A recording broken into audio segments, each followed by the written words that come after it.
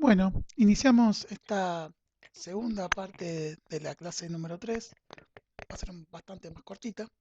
y tiene que ver con el texto sobre las condiciones y medio ambiente de trabajo, la concepción dominante y la visión alternativa que plantea Julio César Nefa. Acá él también es argentino, obviamente, y les dejo para que revisen su vasto currículum, del cual solo extraje un porcentaje y que tiene que ver sobre todo con aquellos aspectos que los vinculan con el mundo del estudio y la intervención en los ámbitos de trabajo. Eh, bueno, en este sentido, como siempre les digo, este texto tiene la virtud de ser muy ameno, muy claro, muy descriptivo, retoma un poco la historia de lo que él llama la mal llamada Organización Científica del Trabajo, y ahora vamos a ver por qué, cómo aparece esta línea de las condiciones y medio ambiente del trabajo, eh, y también va a tener una serie de conclusiones y recomendaciones surgidas de los estudios de trabajo,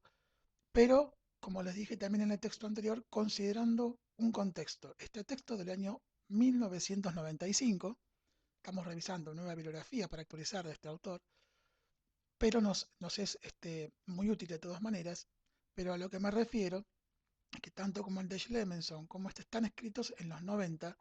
y ahora vamos a ver un poco ese contexto en relación a las condiciones inmediatamente de trabajo planteadas, como decíamos, en un contexto de retracción de derechos, de flexibilización laboral, eufemística, pero visto como precarización y de pérdida de derechos. Eh, en esta línea, que también quería comentarles lo siguiente, ustedes, para que en esto de las corrientes del institucionalismo que venimos desarrollando, ni Schlemenson ni Julio César Nefa forman o son referentes de alguna manera de alguna de estas líneas. De todas maneras, la manera que tienen de exponer obviamente la trayectoria como investigadores, y aparte porque también son seguidores de muchos autores vinculados a la, la psicosociología institucional, sí nos permiten, por la claridad y por los contenidos, sobre todo esta dimensión material funcional prioritaria que estamos abordando desde el tetraedro, eh, operacionalizar en el sentido de poder ir ubicando contenidos que surgen de las organizaciones en los distintos puntos que ellos van trabajando, tanto las dimensiones de la organización o como acá lo que suponen esas condiciones y medio ambiente de trabajo. Cómo reconocerlas sería a partir de testimonios, registros y observaciones que un investigador pueda hacer, o cuando ustedes también hagan algunas de las actividades, la idea también es ir reconociendo qué aspectos tienen que ver con la OST o con estas condiciones inmediatamente de trabajo o con el texto anterior, cómo se van correspondiendo con algunas de las dimensiones de la organización. Eh, entonces el contexto, como les decía, temporal, ya está inclusive más afianzado que en la época del texto de Schlemenson. Ya en el 95, en particular en Argentina, se había avanzado muchísimo, como les mencionaba, con esta nueva reformulación del mundo de trabajo, inclusive avalada en su momento por el Congreso de la Nación, con la dictado diversas leyes y retracción que fueron leídas en su análisis como una retracción de muchos derechos, con la excusa supuesta, que no fue tal, de generación de mayor empleo, lo que en realidad terminó significando una mayor, este, un mayor incremento en las ganancias, sobre todo en las empresas privadas, que además tuvo en esa época un gran proceso de privatización de muchas instituciones otrora ligadas al Estado y sobre todo en áreas muy sensibles como la energía, como algunos transportes, y también productivas y también de recursos básicos como materiales de base para industriales como el acero, por ejemplo. O sea, eh, como les decía anteriormente, se dedicó mucho más a ofrecer servicios en esa época la Argentina que a la producción, que le daría cierta autonomía e independencia frente a otros países del mundo y se volvió de alguna manera, si bien no lo que se denominaba el granero del mundo, sí se volvió a un papel, digamos, de complemento de las producciones exteriores, sobre todo ligadas a Estados Unidos y de Europa, relegando su papel de productor también, que eso fue inédito en la historia argentina.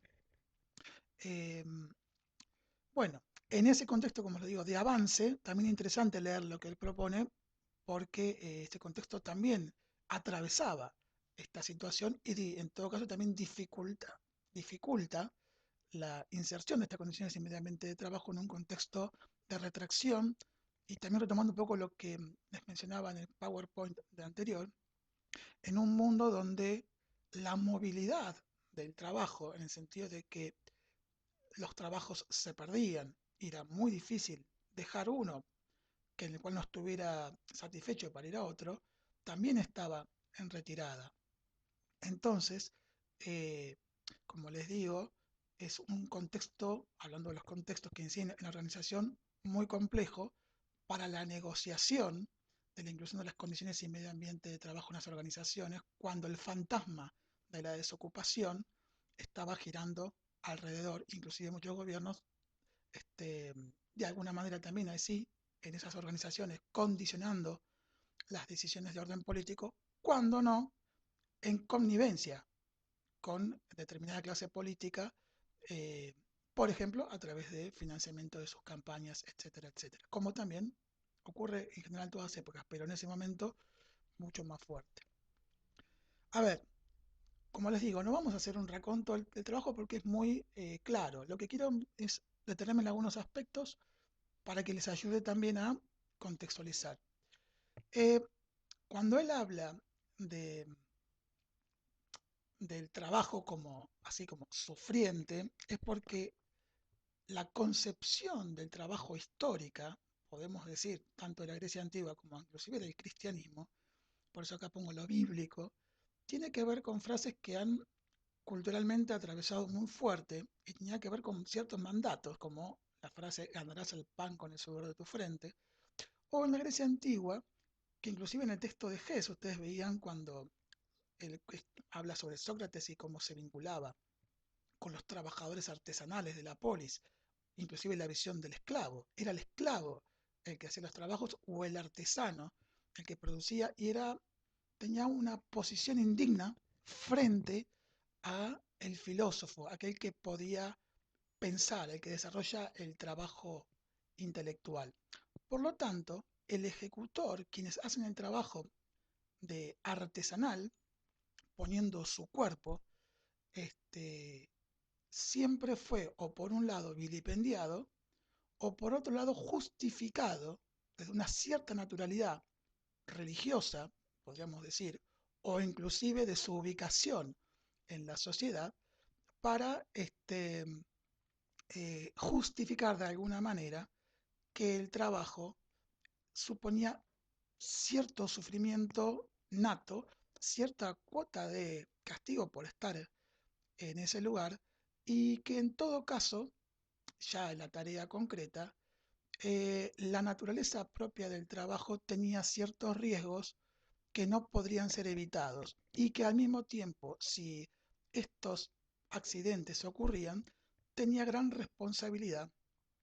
quien estaba ejecutándolo. Y aquí justamente lo que les quería mencionar respecto a la separación entre conceptores y ejecutores. Pero antes, me parece importante también traerles a colación esto. Las otras concepciones sobre el trabajo. Ex Marx, que lo mencionábamos en las primeras clases respecto al trabajo humano, es el que trae en su crítica del capital, trae al primer plano el trabajo del ser humano como la capacidad de transformador de la realidad en función de sus necesidades y representaciones. Es decir, el trabajo va más allá de un empleo, de una ocupación. El trabajo es toda actividad humana que a partir de la capacidad psíquica y antropológica, diría Gerard Mendel, de llevar y desarrollar una cualidad que es la fuerza de creación que porta todo ser humano, o como diría Cornelius Castoriadis, que veremos también más adelante con la dimensión simbólico-imaginaria. La capacidad de imaginar que porta el ser humano es la que le permite generar algo donde allí no estaba y que tiene que ver con satisfacer sus necesidades a partir del desarrollo de su capacidad de crear, de innovar. Y desde la perspectiva de Mendel, esto no es solo una cuestión funcional, porque cada ser humano también las culturas tienen distintas formas de resolver a veces necesidades similares. Vamos a la alimentación, podemos ir a la música, a lo que hoy denominamos arte, pero que también era parte cotidiana de las culturas y tiene que ver con que se creaban sonidos, se desarrollaban alimentos o formas de cocinar a partir también de los recursos que tenían en su entorno.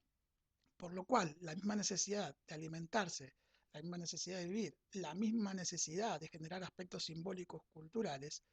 está diversamente creado a partir de la capacidad de imaginar. Y eso también supone un trabajo, más allá de que no esté reconocido en una organización mediante un intercambio económico como puede ser el salario. Entonces,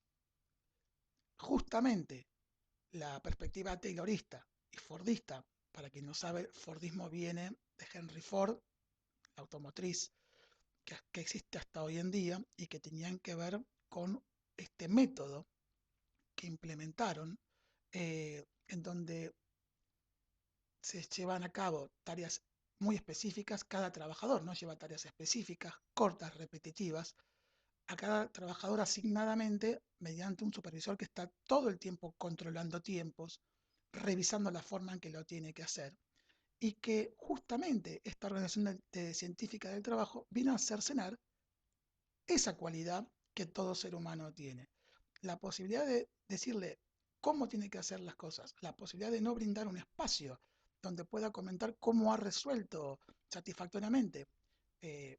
diríamos más adelante, las astucias, cómo hace trampa en el trabajo para poder inclusive lograr los objetivos más allá de la tarea prescripta, este, justamente es lo que viene a cercenar esta organización científica del trabajo, al mismo tiempo desde la individualidad, cortando toda posibilidad o un intento de cortar toda posibilidad de generación de colectivos de trabajo conformados inclusive por el saber de oficio. Eh, y entonces así reafirma esta idea un poco griega, como decíamos, de quienes conciben, los conceptores del trabajo y quienes ejecutan esas tareas. Entonces es una división, una fragmentación clave en el espacio de trabajo que, como diría Mendel, no contribuye, es más, sino que fragmenta y rompe con la posibilidad de desarrollar la personalidad psicosocial a través de relaciones sociales de trabajo. Por otra parte, esta fuerza de creación, la idea es que continúe evolucionando a través de generación de condiciones para eso. Y justamente es la institución del trabajo como atravesamiento y las organizaciones las que en esta socialización secundaria, diría Mendel, son las que tienen que motorizar esa capacidad de creación, pero no solo por el hecho mismo de crear, sino porque eso contribuye a la satisfacción de no solo en el trabajo, sino en el sentido, tan solo no la organización, sino inclusive el sentido en el mundo. No es lo único, pero es un aspecto clave en el mundo adulto que contribuye a generar sentido. Y al mismo tiempo, también salud física y mental. Ahora bien, ¿por qué entonces llama la mal llamada Organización Científica del Trabajo? Porque lo que está haciendo es un juego en el sentido de que a partir de la consideración del ser humano, solamente como mero reproductor de la vida cotidiana y esta división de quienes conciben y quienes ejecutan, eh,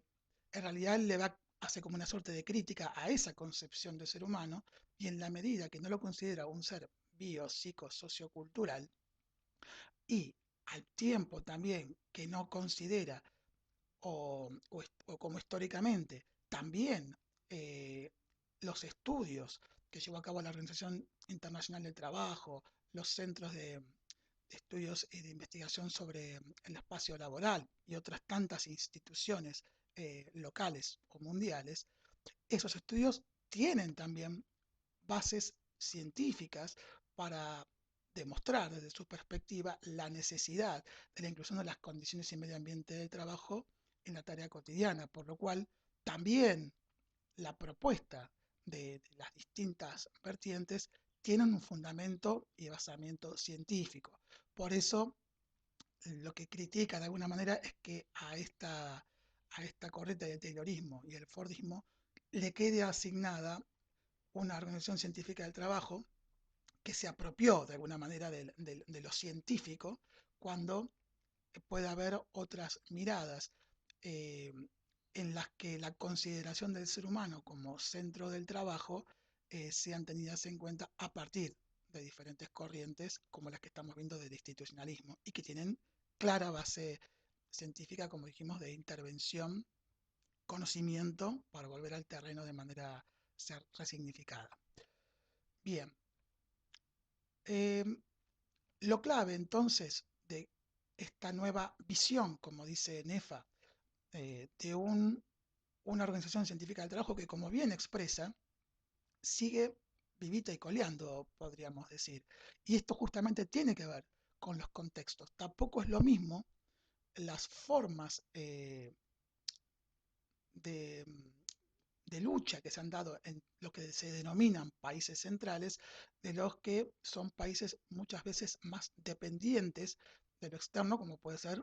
la mayoría de los países de Sudamérica, en este caso, donde justamente esto de la lucha y la de disputa con, con el modelo capitalista, de alguna manera hegemónico, se hacen todavía más complicadas. Y es más, en muchos casos, como han dicho muchos, inclusive marxistas latinoamericanos, el trabajador y trabajadora sudamericano tiene una doble explotación en la medida que para sostener determinadas reivindicaciones en muchas organizaciones multinacionales que tienen base en Estados Unidos y en Europa, se sobreexplota a las subsidiarias de estos países sudamericanos para obtener mayores réditos en el campo generalmente salarial este, de esos obreros europeos y de Estados Unidos, lo cual entonces, vuelvo a decir, condiciona aún más las posibilidades de que las condiciones inmediatamente de trabajo sean consideradas de entrada en la creación de una organización, aún las del Estado, y también en la adaptación a la medida que la organización ya viene trabajando. Por otra parte, las condiciones inmediatamente de trabajo son producto de la lucha. O sea, es a partir de todas las cuestiones que han ido ocurriendo, como ahí mencionan los accidentes, la sobreexplotación, las enfermedades, es que tanto movimientos políticos, la creación de los gremios, los propios movimientos obreros y la ciencia crítica, y además no sin sangre en el medio, esto ha producido a veces muertes, enfrentamientos encarnizados, o sea, no es que tampoco es un movimiento evolutivo pacífico, sino que el sistema y la organización también resiste, inclusive por esto de la vinculación con determinados modelos políticos ocupando los espacios de poder. Quiero decir que esto supone una lucha. Y lo importante entonces es como él considera que este sistema en muchas situaciones es aún vigente. Y si bien podemos decir que no solo en las organizaciones de generación de producción en cadena, como puede ser un automotor, como puede ser electrodomésticos, o puede ser computadoras, sino también en aquellos espacios donde no, o sea, se generan servicios u objetos no tangibles, como puede ser el área de salud, el área de educación. Eh, ¿Y qué quiero decir con esto? Por ahí no en la producción en sí, en cadena con las tareas así muy repetitivas, pero sí en una división y fragmentación que, por ejemplo, impide la participación democrática y ya instituida como tal en las organizaciones del trabajo. O sea que hay una tensión permanente entre un sistema antiguo y la lucha que se impone por estas condiciones que también las CIMAT ya forman parte y que están instaladas como tema en el mundo del trabajo. Pero, como decíamos, ante las retracciones de orden económico, político, esto está en permanente tensión y al mismo tiempo produce tensiones en el interior de cada organización. Y esto lo vemos permanentemente en las luchas de, de movimientos, de trabajadores, etcétera. Entonces, otra cosa interesante que va a traer las condiciones y medio ambiente de trabajo es que a los aspectos materiales absolutamente reconocidos como vinculados a la necesidad de empleo, a los salarios, a las cuestiones ergonómicas, ¿no? Que tiene que ver con los recursos y espacios pertinentes para desarrollar una tarea, incluye esta visión biopsicosociocultural del ser humano en el que el trabajo no solo es eh, un mero reproductor de la vida cotidiana en la que además una vez que se gastó se descarta, o sea, un trabajo humano que en realidad es visto como objeto, y ustedes lo vieron claramente en el film de Tiempos Modernos de Chaplin, en esa metáfora y sátira, tragicomedia en realidad, eh, sino que como diría de Jure, que es un autor al que retoma y que vamos a ver más adelante, pero que lo menciona Nefa, eh, es un generador de identidad y satisfacción en función de la metaforización de los deseos en el escenario laboral, de mayor participación en la producción de la organización, considerando la subjetividad que se pone en juego, tanto para el trabajo como en el impacto de la tarea. Y entonces, como un aporte en medio de una reproducción de vida cotidiana, pero no alienante. En este sentido, él también incorpora otro aspecto que vamos a desarrollar más adelante con De George justamente, que son los mecanismos de defensa colectivos y las ideologías defensivas del oficio. Él trae, o sea, Nefa trae lo que De George plantea, voy a decir solo una cosita y después lo vamos a ver con más tiempo. Estos son cuestiones de orden inconsciente, reconocidas primero en los aspectos individuales de las personas en las terapias, pero que de jure empieza a ver cómo se producen mecanismos de defensa colectivos en las organizaciones que tienen características muy particulares. Y, por ejemplo, hace que eh,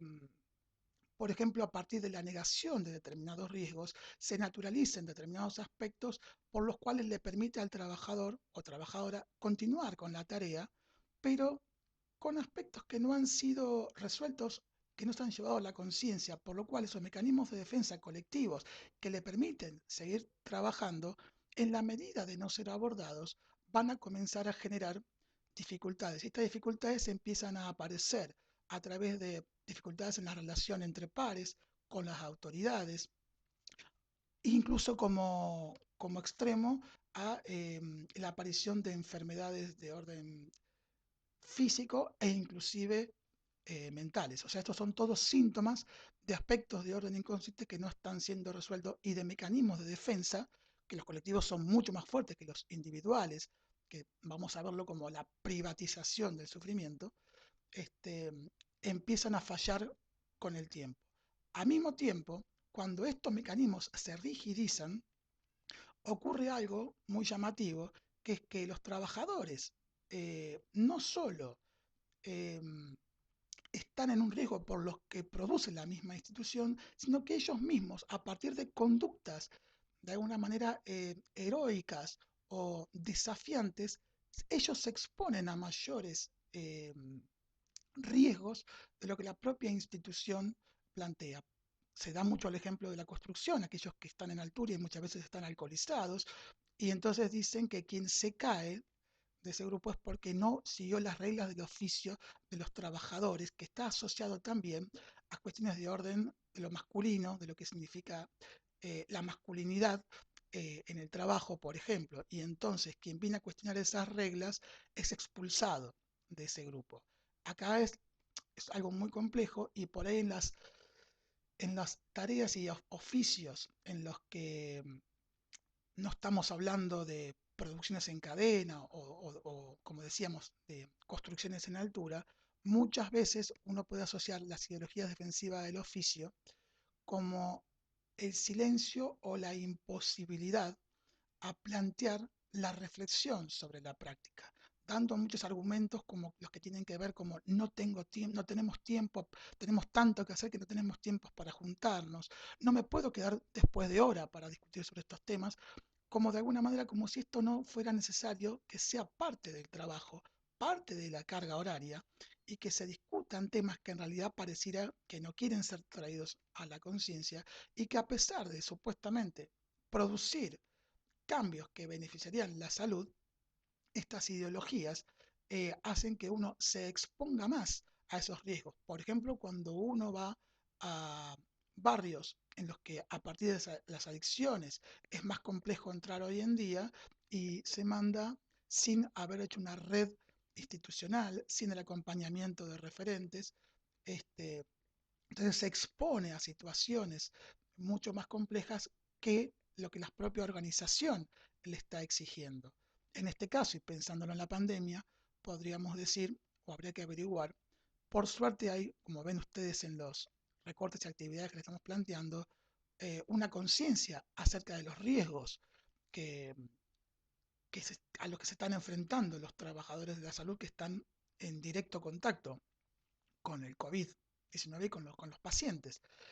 Y sin embargo, muchas veces, como decíamos, hay condiciones inmediatamente de trabajo que no son los adecuados para llevar a cabo esta tarea tan importante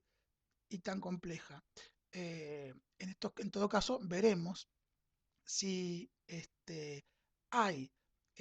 algunos representantes del ámbito de la salud que, desconociendo o negando esta situación en función de pareciera ciertas características de orden individual o personal o grupal, estaría inmune a los contagios. Y entonces cuando uno se contagia, entonces eso es planteado como que hubo errores en alguien en particular que no cumplió con las reglas que esos grupos de trabajo se plantean para evitar el contagio. Por ejemplo, de todas maneras, esto lo trabajaremos con mucho más ampliación en la clase sobre satisfacción y sufrimiento en la tarea. Bueno, espero que cualquier duda específica sobre el trabajo y el texto la puedan llevar al foro y ahí sí discutimos algún punto que quizás no puedan comprender, pero creo que el texto de NEFA es muy claro para esto. Bueno, muchas gracias y entonces nos estamos viendo.